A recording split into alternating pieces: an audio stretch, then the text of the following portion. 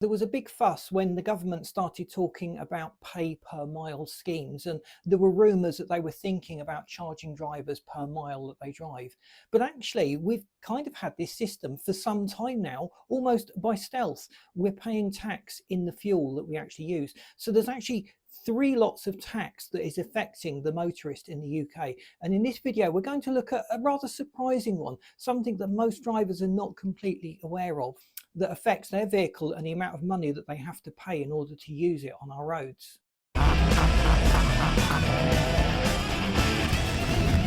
So two certainties in life are death and taxes. And that's certainly true of the car owner. A lot of people feel that drivers are being taxed off the roads. I'm sure it would be nice to think that all of the money that drivers are paying in tax is going back into the road network, improving the infrastructure, covering up all of the potholes and making repairs to our roads. Let me know if that's the case in your area. So we've spoken about the vehicle taxation. So every year in the UK we have to tax our vehicle, and the tax rates are going up. For some people, it's going up a lot. For a lot of people, it's going to be a minor increase in line with inflation. The ballpark for most people driving most cars that watch this channel is probably about £190 per year. But there's another tax that we don't even think about. That is the tax that we pay on the fuel that we use. So here in the UK, we are currently charged 52.95 pence per litre in fuel duty. We also then pay value added tax. So every time something is sold, you pay 20% of the cost of the sale price in tax. So you're actually paying value added tax on top of this 52.95 pence fuel tax. So different types of fuel have different levy rates. So we're just talking about petrol engines and diesel engines. And I've crunched a few numbers, but we need to make some assumptions just to establish a baseline. Obviously, the price of fuel will fluctuate throughout the year. So I'm working on a fuel price of £1.36 per litre. And we're going to assume that our car does 40 miles to the gallon.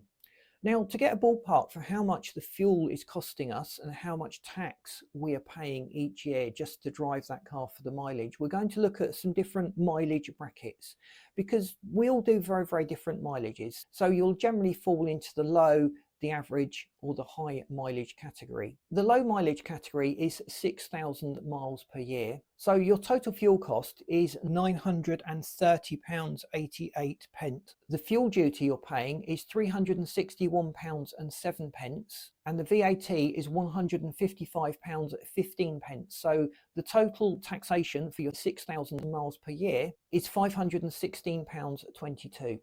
So moving up to the average driver, so we're looking at 12,000 miles per year. The total fuel cost is £1,861.76.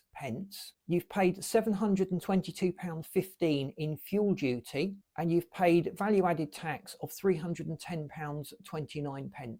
So the total tax paid for your 12,000 miles a year is £1,032.44. So now we come to the high mileage driver. So we've set that to 20,000 miles per year. So each year you'll be spending £3,102.93 on fuel. The fuel duty paid will be £1,203.58, and the value added tax is £517.16. So the total annual tax for your 20,000 miles comes to £1,720.73.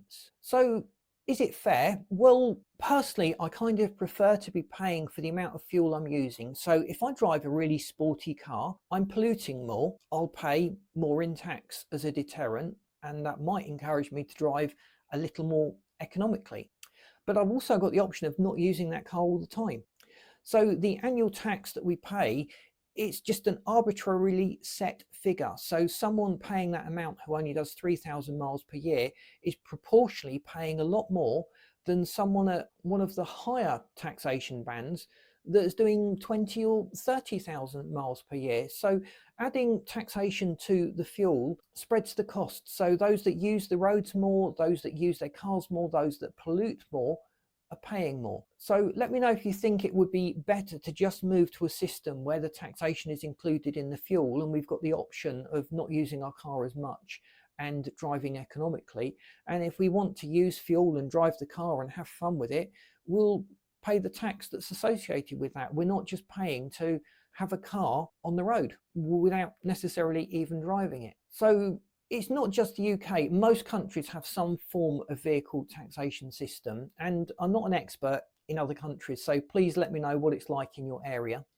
So in Canada, it's about 10 cents per litre of gasoline and 4 cents per litre of diesel, but different provinces do levy different rates as well. So if you're in Ontario, the total tax you pay is about 24.7 cents per litre. So in the United States, you're looking at a federal tax of about 18.4 cents per litre, and then states add their own rates on top of that. I think California is probably one of the highest at nearly 67 cents per litre. Over in Europe, the story is very much the same. In France, you're paying about 65 euros per litre. And I understand that Germany has one of the highest tax rates in Europe when it comes to fuel duty, at about 66 euros per litre. But let's just stand back and say we need to pay taxes. We have to fund the government for the services they provide. But what's the fairest way of getting those taxes? Let me know in the comments what your solution is. If you were in charge of things, how would you treat the motorist? What would your ideas be that could fix the tax system and make life easier for motorists? If you're a business user, you're probably running a fleet of vehicles, you're doing quite high mileages, so the fuel for a business user is considerably higher. The overheads that they're running is much higher because they're doing more miles, so the taxation cost is proportionally higher. So would you lower the rates for businesses? Would you charge more for businesses? The amount that businesses pay in tax will also have a bearing on how expensive goods and services are. We buy stuff online and get it delivered. Those delivery drivers are paying fuel tax to get the packages transported to us. So it's a very, very complex system, but we just really wanted to make people aware of all the different avenues that the motorist is paying tax for just driving a car or owning a car. On TorqueCars website, I've created a fuel tax calculator so you can enter your annual mileage, the cost of the fuel and your MPG, and it will factor in all of these things and tell you exactly how much tax you are spending per year on your car.